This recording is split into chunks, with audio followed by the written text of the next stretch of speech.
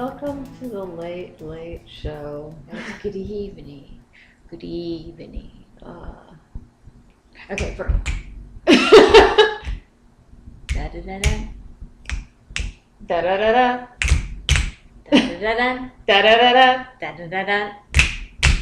They're creepy and they're kooky. They're all together, ookie. That's as far as we go. Yeah. We had a rough day. We were expected to get up this morning and, like stand outside and things, be in the sunshine. It was really rough. We had a field trip. Yeah. We went to Sweetwater Farm in Hampstead, Maryland, and videotaped some shearing for you and spoke to the shearer and saw some lambs. You'll probably be receiving that as a separate podcast, not as part of this one. Well.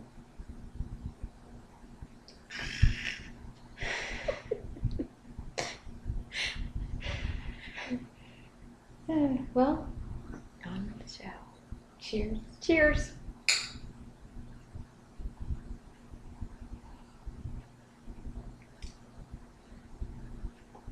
Today, we're having a Crianza from Viña Palmal, which is a Spanish wine.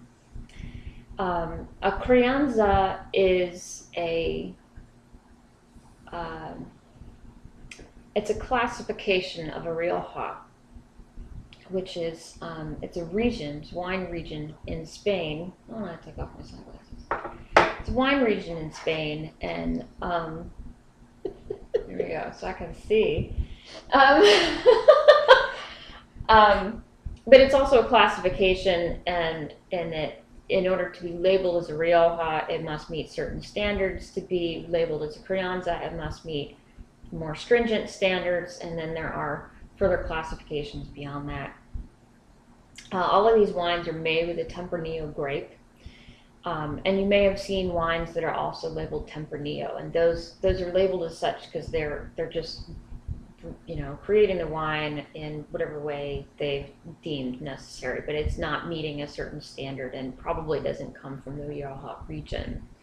So to be labeled a Crianza, it must be aged for at least 1 year in oak, and this particular wine is aged for 1 year in American oak, which I don't know if that's very typical, but I think it seems kind of unusual seeing as how it's Spanish. It seems like they would be using French oak. But this one's aged for 12 months in American oak, and then for Crianza, it must be then aged another year, and it doesn't have to be an oak. It just has to be aged another year before they have provide it for sale. This particular bottle is from 2010, so it's a little bit older. And like most Spanish wines, it's a fantastic value. Spanish wines tend to be on the inexpensive side, and that's partly because the Spanish produce more wine than they drink. But they also produce very good wines, very mellow wines, and this one is no exception. Now, a Rioja or a Crianza is going to have more body to it than something that's just labeled Tempranillo, but they're all going to have sort of a fruity, mellow feel to them. This one is it is a very nice wine. But it is the kind of wine that you want to pull the cork and let it sit for a little while, or maybe decant it into some kind of carafe or something before you serve it, and give it a little time to air out. And it doesn't take long, like 20 minutes or something, and then it's ready to drink, and it's very good at that point. When you first open the bottle, it's going to be a bit harsh, but after a little bit of time, it's very nice. So, and it, once it has had that time, it's going to be very smooth. It has, like I said, it's kind of fruity. It has like blackberry, berry kind of flavors to it, and it has a nice, purplish color to it. Viña Palmal is an estate winery with the vineyards around it, and it's supposedly in one of the high altitude regions. I don't know that much about Spain, near Harrow. Um, yeah, that's about the extent of my notes on that. I think it's about $14. Don't quote me about it, but that's it's in that price range, so it's not a very expensive wine, but it's a very good value. It's a very good wine. It's good by itself. It would also be good, with red meat. It would be good probably with pasta or whatever, whatever you're having. It's a very agreeable wine. So, what do you think of it? It's good. I like it. Smashing. Mm-hmm. Yeah, so we're all sleepy. So. Yeah, we're a little bit sleepy after our field trip and a long day. Yeah. Cool. And I'll take them back off again because it's so cool.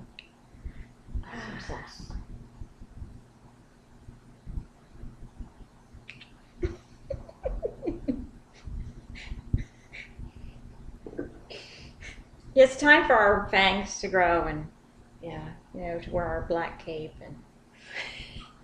I'm gonna turn into bats and hang from the ceiling. That's right. Oh, we are not at our mother's today. We're at my place, and this thing you see behind me is actually it's crocheted. It's Afghan stitch. Did this some years ago. It's all acrylic, and I fixed it to a frame, and it hangs on the wall like a tapestry. Works fine, but it's only affixed with Velcro, so if it gets dusty or whatever, I can rip it down and throw it in the washing machine, which is good, It's all obnoxiously bright and stuff back there. All right. All right, let's go ahead and do that first. Okay. We'll start with what you've seen before, which is the end paper mitts. I forced myself to finish them. I think they fit.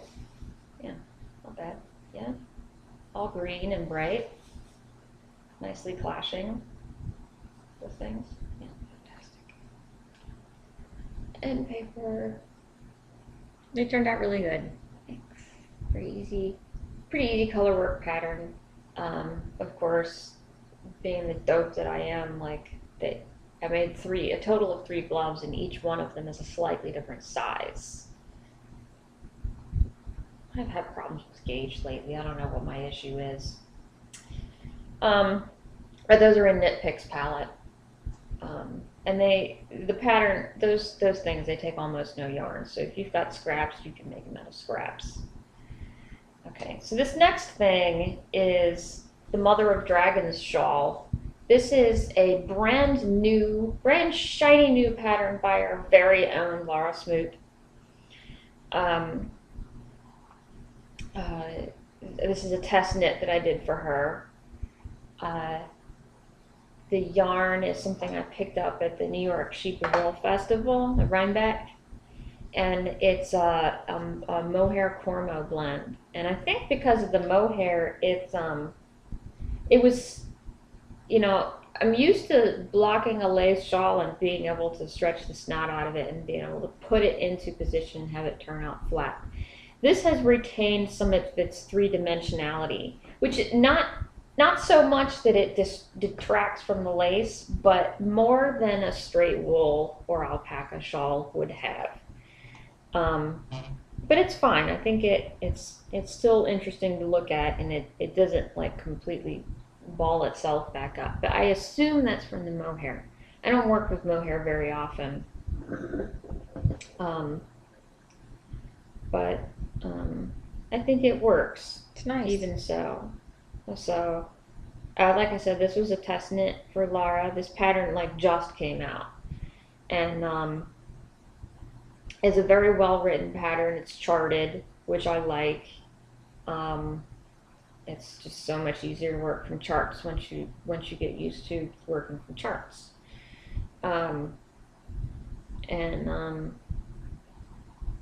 I was, we were kind of under a deadline to try to get this out early, and I was very proud of myself. Like I knit this thing from start to finish, and including blocking, in a week, I think. Well, it was very focused knitting, but and I might have taken a half a day off from work. But we won't talk about that.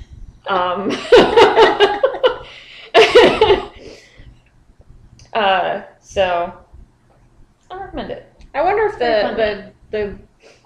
the color gives it more of a three-dimensional look than it really has.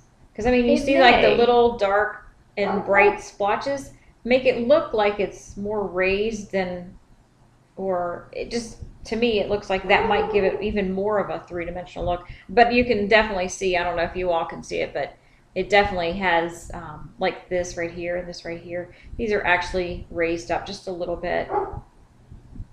Well, there's decreases there. Yeah. No, I meant, well, you were talking about the three-dimensional look, so. Yeah, but even in this section of it is retained some three-dimensional. Yeah, like little waviness. Waves, Which I think it makes it look really nice. Yeah. In this. It adds to the color texture. Yeah. All right, so that's enough gushing over that. And this only took like 360 or 380 yards, so it doesn't, it's a fairly good size. And then the last thing I have that's an FO, I just finished the other day, and this is the Larch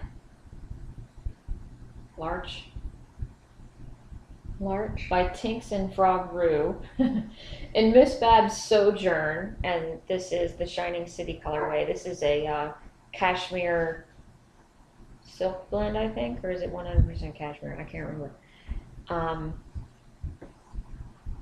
So it's very soft. I think the pattern, I think it's a free pattern if I remember correctly. Yeah, it should be. It's cashmere and silk.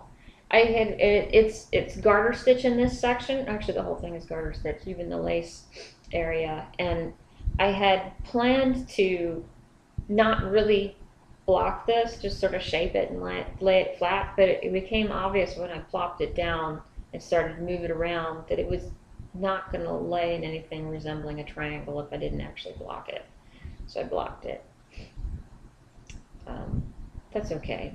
I didn't want to block it because I wanted the garter stitch to do that thing that it does where it sort of stays scrunched up a little bit, and it would have been smaller, but that's okay. So it turns out being a pretty good sized shawl once it's blocked. This is 400 yards, but because of the blocking and because of what it's made of, it's just sort of stretched out. I haven't cut off the tails yet. I'm really bad about this. I always forget to cut off the tails. There's been more than one occasion where I have given someone a hand knit gift, and as soon as they open it, I've snatched it back to cut the tails off of it. It's nice. I like soft. Very soft. Okay, so I have a couple finished objects. Oh, you do? I do. I put them in the wrong space. Oh. So, well, I guess it's kind of done. This one's kind of done, but it's kind of not done because I didn't like it. So this is that, the fisherman's float ball thing that I showed you last time that was deteriorating. The hemp, whatever they used on it, was deteriorating. So I redid it, and I looked, and all those macrame books that I had, I was looking online trying to find how to weave this part of it out of one string, because that's what was on it. It was just one string that was started down here and then woven around and up and down like this with one string. So I'm like, really? Mm-hmm. That didn't just look that way? No, it was just one string. And so I could not find it. So You they must have have to unravel it or something. Like No. take a multi-strand hemp and then unravel the plies. I don't understand how you would start it. It was just one string. They started it kind of like right here, and then they brought it down, worked it around, and then so it would be like one string comes up here, knots here, and then does this little kind of loop. I don't even know how to do it. I took it apart before I realized that nowhere could I find a pattern or a way to put it back together. So, and then once I took it apart, I couldn't figure out how to do it.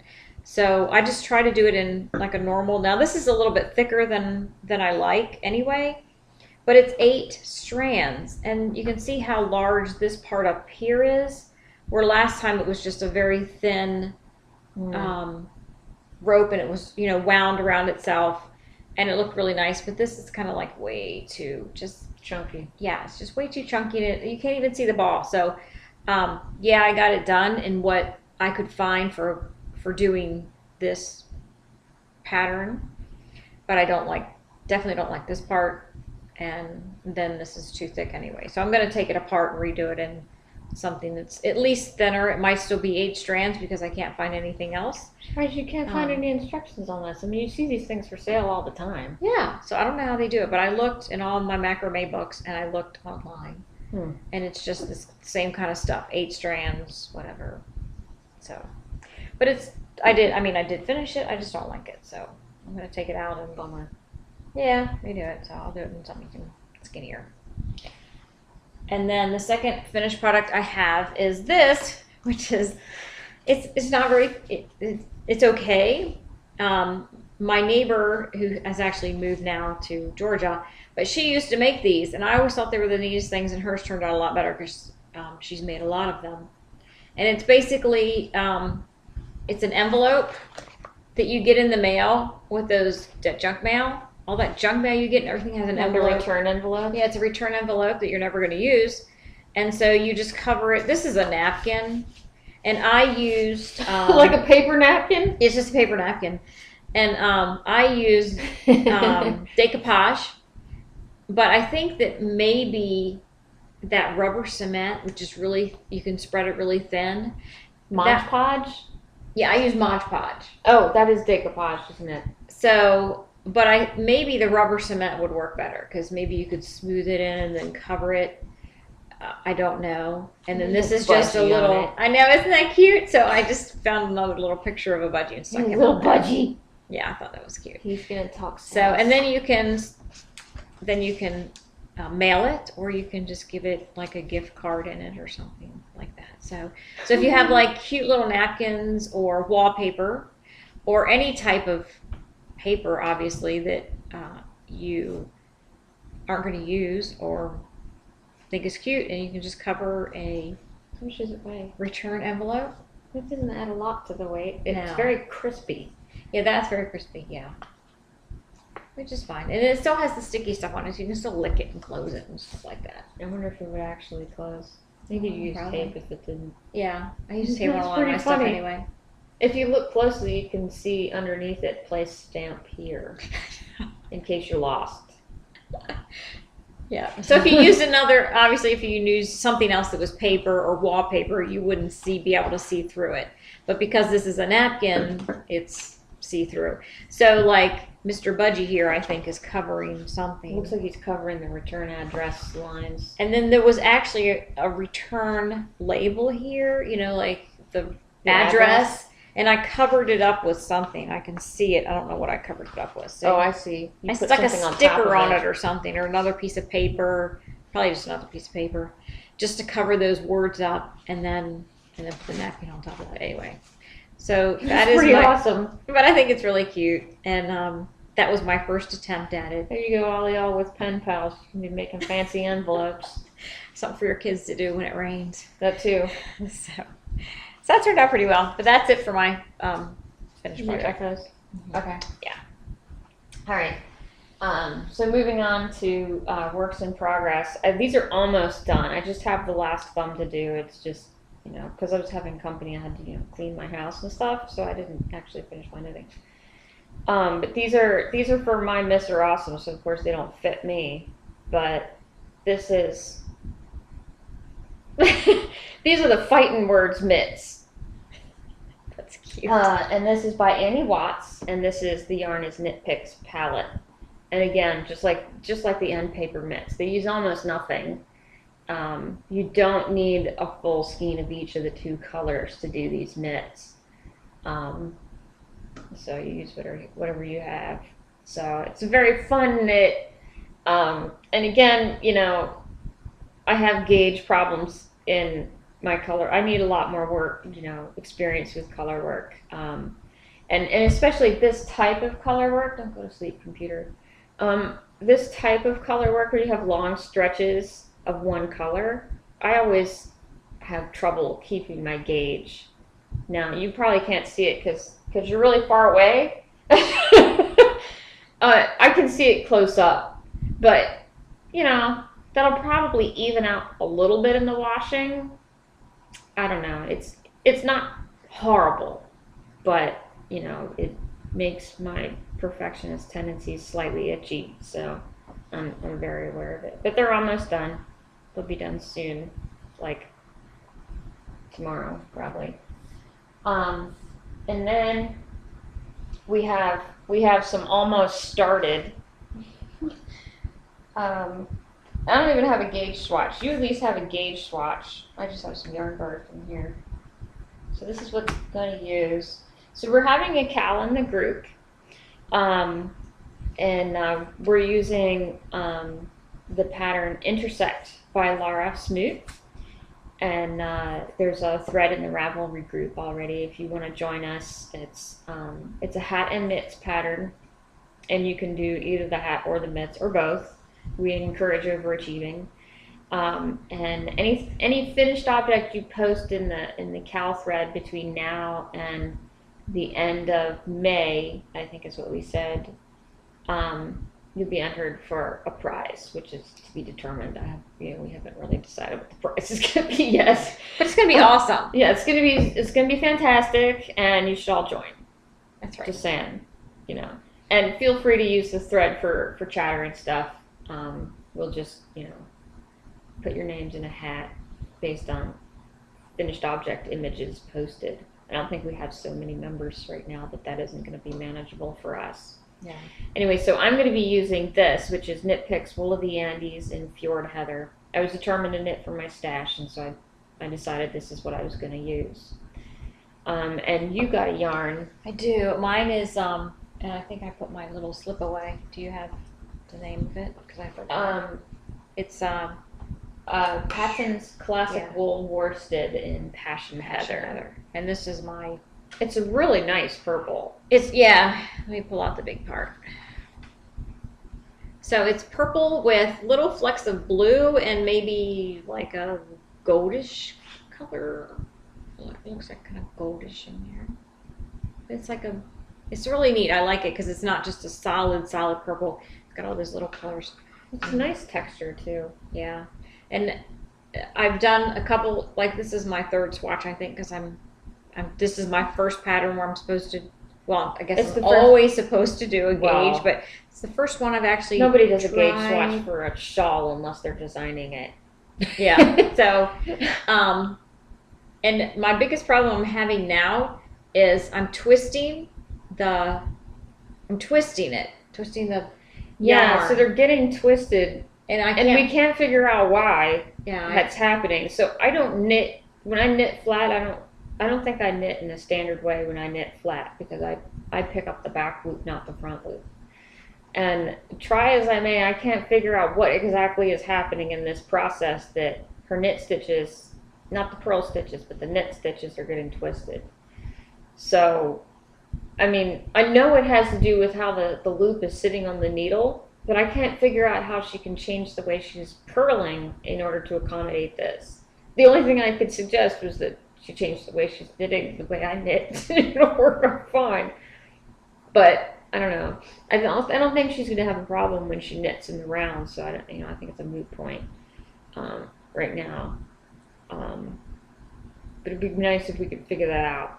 Yeah, for future reference, because I've always been doing it, obviously, because it's the way I started Well, doing it. your color affection was all garter stitch, so it Right. was irrelevant. And my other unfinished product is the Magrathea. Magrathea, and I still haven't gotten very far on that. So, But that's stockinette body, isn't it? I don't have it out. What do you mean stockinette body? It's not a garter stitch shawl. No, it's not. So I'm purling and knitting. So you're doing the same thing. Yeah, so I assume it's doing the same thing, but I don't. I don't know So- what's going on. I might have to start that over again. So next podcast, it might be something I'm going to do because I'll have to rip it out for like the 10th time. Such Wow. abused yarn. Yeah. It's a Yeah. good thing it's a sturdy sock yarn. You can take it. I might have to buy more. Eventually, I'm going to go to knit something and it's going to break or whatever. Well, you still got most of it in the ball. That's true, because If you have to sacrifice a little, it just becomes something else that's smaller. Yeah. That's the price of learning. It's Yeah. it's not always free.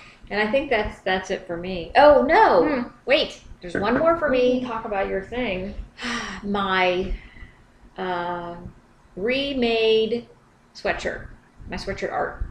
I can't remember what we called it last time. But Yeah, but you recall there was all the fabrics and the Yeah. sweatshirt that was cut up that was going to become something else. so it's still in the works progress. And right now, and I'm not going to show it to you because it's way too messy looking and it doesn't make any It's sense. hard to understand. She showed Right. it to me earlier, and it was just like it was a mass of fabric pieces, and I was like, "You sure there's a sweatshirt under there?" Yes, I just have a bunch of fabric safety pinned to the sweatshirt right now, and I'm trying to figure out where I'm going to put this color, that color, and do the colors match. And right now I'm looking at it and I'm like not really liking the colors. And so I'm sure I'm going to be having to tweak that just a little bit, and I'm not sure what to do, and I'm kind of afraid to start cutting fabric because then once I cut, it's cut. So right now I've just pinned things on, and I may be able to use some of the fabric that I still have, and once I cut it, I have this piece left over that I can now put over here. Well, right now I'm filling that in with some other fabric because I don't have anything else to put there. So that is, and this is in our craft group, and it's supposed to be to get me to think outside that box and make something that's maybe not symmetrical and definitely asymmetrical and just completely different. And I'm having a little bit of difficulty with that. I'm sure I'll turn out fine in the end. Once I get Learning there. experience. So, and I'm not using, I know last time I showed you that awesome orange fabric, which now I am going to make something else with that, and I'm not using that on my sweatshirt. So, and I've had a couple requests for me to make them kind of like a purse. From the craft group? No, Really? from my sister, Jeannie. Really? Yeah, our older sister Jeannie, and my sister-in-law Jody. Both of them saw the fabric and they're like, "We love that fabric," and I love that fabric. So there has to be enough to make at least 3 things out of that because. Well, you can make each of them a change purse. That's right. And make yourself a tote bag. So anyway, so I'm, my sister my older sister was carrying a purse at the time. It was kind of a leather purse, but it's more like an open purse, so it's not really complicated, and it's kind of like a cute little rectangle with a nice strap. And so I might just make something like that, which is kind of basic looking purse with a few little like tucks and things like that in it to. My computer just died. What happened? That's not good. We may be editing this, I'm not sure. But anyway, so I might be making, that's what I'm kind of looking at. So I think it's recording, isn't it? It is supposed to be recording, but my computer's not supposed to be off. Just ignore me. Yeah, it's The working. sound's still recording. That's Okay. good. We're like with it as usual today, as you can tell. think I need some more wine. Yeah, let's make this better. Salute. I feel better now. Hey, Linus.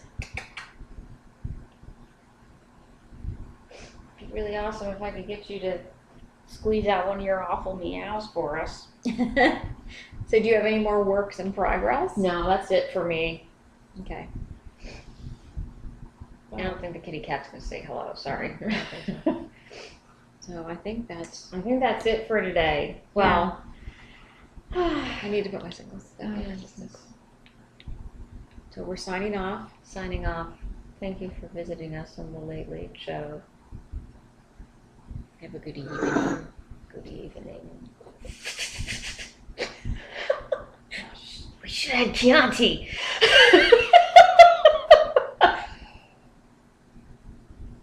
Good night.